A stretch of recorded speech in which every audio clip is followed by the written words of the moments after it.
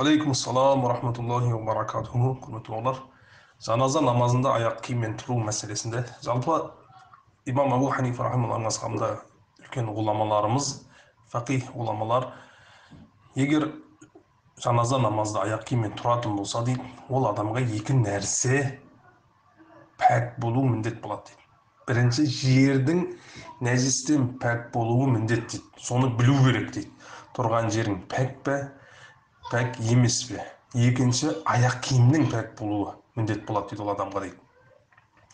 Сондықтан ол адам егер жердің пәк пе, нәжіс пе білмейтін болса, немесе аяқ киімнің асты пәк пе, пәк емес пе, оны білмейтін болса, ол адам міндетті түрде аяқ киімін шығарып жаназа намазға тұру керек. Ол шарт. Оны Ашраф Али Танави рахималлах Зиярул Джаннатиде жақсылап түсіндіріп айтады мұсылман бауырлар. Алейкумассалам ва рахматуллахи ва баракатуху.